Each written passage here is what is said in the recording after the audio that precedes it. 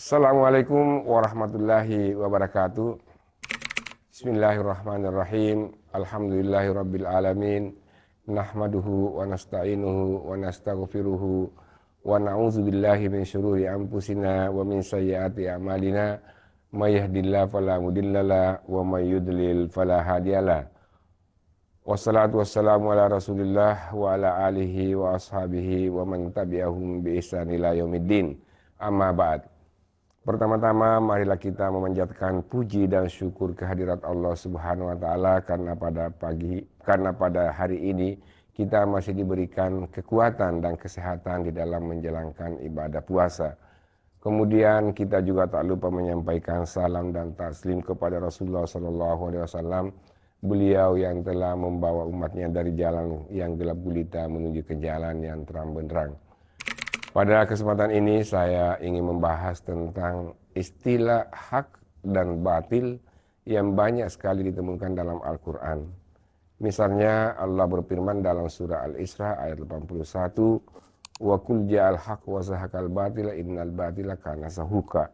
Yang artinya bahwa katakanlah wahai Muhammad bahwa sesungguhnya yang hak itu sudah tiba dan kebatilan itu sudah lenyap dan sesungguhnya yang batil itu pasti akan lenyap. Kata hak sebenarnya merupakan ungkapan yang sering digunakan dan sudah tidak asing dalam telinga kita di kehidupan sehari-hari. Kata hak pada umumnya sering diartikan dengan kebenaran. Kamus Besar Bahasa Indonesia mengartikan kebenaran sebagai sesuatu yang tidak berat sebelah, adil dan kesesuaian dan dapat dipercaya. Secara umum, al-haq merupakan sesuatu yang tetap, pasti dan tidak bisa dirubah lagi keberadaannya.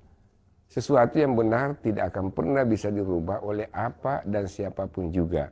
Karena kebenaran itu sendiri bersifat pasti dan sesuatu yang pasti menjadi benar. Dalam Al-Quran, hak juga lumrah dimaknai sebagai sesuatu yang benar atau kebenaran. Namun dalam beberapa ayat yang lain, hak bisa berarti hikmah atau pengetahuan. Al-haq juga berarti Al-Quran dan al-haq sebagai lawan dari batil. Mengenai hak dan batil, Allah Subhanahu wa taala sudah mewanti-wanti manusia untuk dapat membedakan keduanya. Peringatan ini tertulis dalam surah Al-Baqarah ayat 42, Bismillahirrahmanirrahim, wala talbisul haqqa bil batila wa taktumul haqqa wa antum ta'lamun. Artinya, janganlah kamu campur adukan kebenaran dan kebatilan dan janganlah kamu sembunyikan kebenaran sedangkan kamu mengetahuinya. Hak dan batil adalah dua hal yang saling berlawanan.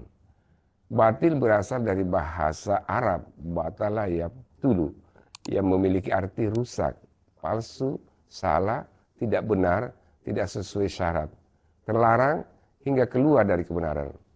Jika kita lihat petunjuk Allah dalam Al-Quran, maka setiap perintah Allah dalam sesuatu yang hak, sementara larangan Allah adalah sesuatu yang batil. Dua hal ini jangan sampai bercampur dalam kehidupan sehari-hari. Islam tidak memperkenankan hambanya untuk melaksanakan ibadah, tetapi tetap melakukan maksiat. Seolah-olah ibadah yang dilakukan tidak ada efek sama sekali. Mestinya yang kita utamakan adalah meninggalkan larangan sembari beribadah semampu kekuatannya yang maksimal. Larangan pencampur adukan yang hak dan yang batil ini tidak hanya berlaku dalam hal ibadah, tetapi juga berlaku untuk semua bidang dalam kehidupan. Tidak hanya tujuannya yang hak, proses dan bahannya juga yang hak. Dalam hal makanan misalnya, halal adalah hak dan haram adalah batil. Jika ingin mendapatkan makanan yang halal, maka bahan dan proses memasaknya juga harus yang halal pula. Jika tercampur keduanya, makanya makanan menjadi haram.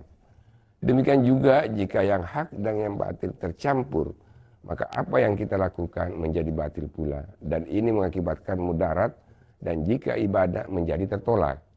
Agar manusia lebih mengerti mana batasan hak dan batil, Allah Subhanahu wa taala sejatinya sudah membuat sebuah perumpamaan yang jelas antara hak dan batil dalam surah Ar-Ra'd ayat 17. Allah Subhanahu wa taala berfirman, anzala minas sama'i ma'an fasa'alat audiyatun bikadriha fahtamala sailu zubda rabiyah wa mimma yuqiduna alaihi binnari ibtigaan hilyatun aw mata'an zubda ya. Misluhu kadzalika yadribullahu al-haqq wal batil fa amma zubda fa yashabu jafa'an wa amma ma yanfa'un nasa fa yamkusu bil ardi kadzalika yadribullahu al-amsal. Artinya Allah telah menurunkan air hujan dari langit, maka mengalirlah air di lembah-lembah menurut ukurannya. Maka arus itu membawa buih yang mengambang dan dari apa yang logam yang mereka lebur dalam api untuk membuat perhiasan atau alat-alat. Ada pula buihnya seperti buih arus itu. Demikianlah Allah membuat perumpamaan bagi yang benar dan yang batil. Adapun buih itu akan hilang sebagai sesuatu yang tak ada harganya. Adapun yang memberi manfaat kepada manusia, maka ia tetap di bumi. Demikianlah Allah membuat perumpamaan-perumpamaan. Allah gambarkan hak kebenaran bagaikan air. Air adalah lambang kehidupan. Tak ada kehidupan tanpa air. Begitu pula tak ada kehidupan tanpa kebenaran. Air adalah sesuatu yang paling dibutuhkan manusia. Ia membawa manfaat bagi alam seperti kebenaran yang selalu menebar manfaat bagi alam semesta ini. Sementara kebatilan bagaikan buih yang tak berarti, ia tak berguna dan tak memiliki manfaat sedikit pun. Maka tempat yang paling pantas untuk sesuatu yang tak berguna adalah sampah dan tempat pembuangan. Dalam bulan suci ini, berpuasa adalah sesuatu yang hak. Tetapi jangan sampai karena kita berpuasa lalu merasa menjadi pribadi yang paling beriman. Karena perasaan itu rentang mengantarkan kita kepada sesuatu yang batil, yaitu intoleransi. Kebaikan yang kita lakukan harusnya berakhir dengan kebaikan kepada sesama juga. Bukan lantas merasa menjadi umat yang paling taat, paling benar, lalu menyalahkan yang lain.